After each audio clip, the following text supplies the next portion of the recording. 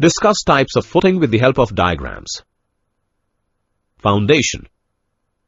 Isolated footings are the footings that have a single vertical column subjected to it with a defined base, mostly square. Combined footing.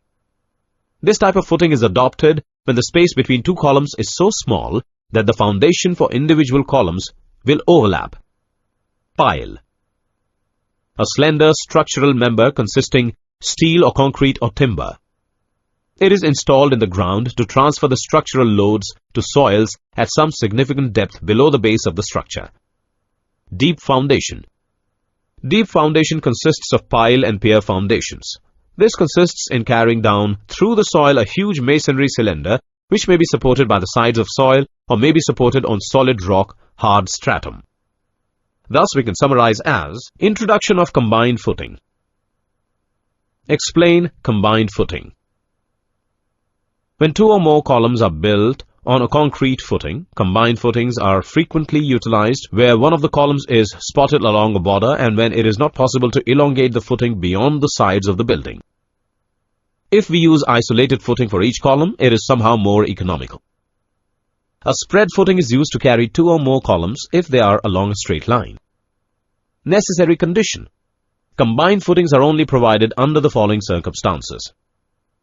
When there is an overlap of adjacent isolated footings of two or more columns, when there is an overlap of adjacent isolated footings due to low soil-bearing capacity, when there is a sewer or existing building adjacent to the building column.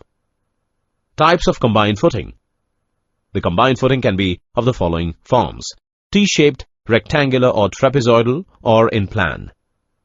In this, the center of the footing area coincides with column loads resultant only if the geometric proportions are fixed. This results in uniform pressure below the entire area of the footing. When a column load is greater than other column load, then trapezoidal footing is deployed. There will always be a restriction of projections of footing beyond the faces of the columns. When a projection of a footing is restricted or limited, in that case, rectangular footings are used. Related terms are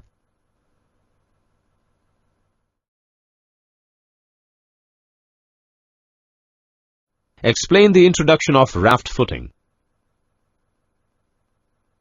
Raft footing is a thick concrete slab reinforced with steel which covers the whole contact zone of the structure like a thick floor.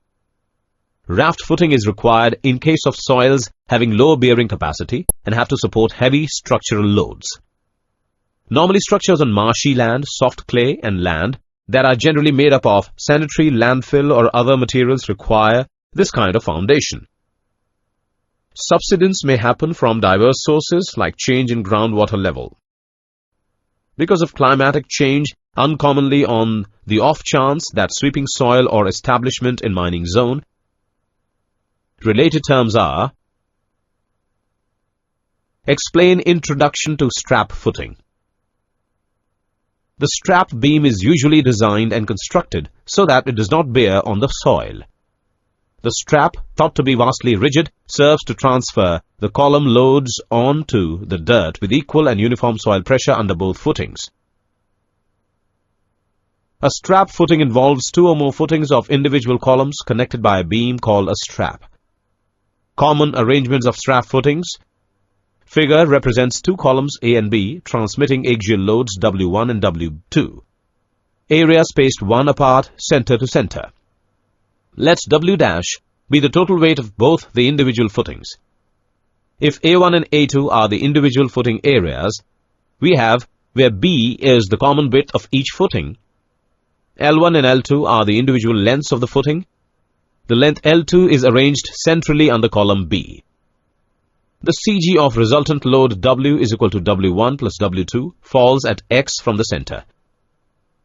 This beam distributes the column loads to each footing to make the net soil weight with unfactored loads uniform and equivalent at each one balance and with calculated burdens uniform yet not necessarily equal.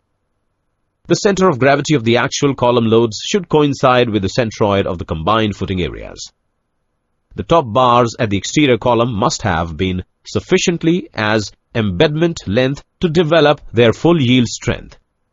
If the separation between the inner part's face of the exterior column and the property line end of the horizontal portion of the top bar is short of what the obliged straight bar tension development length, the top bars should have standard end hooks to provide proper anchorage. The related term is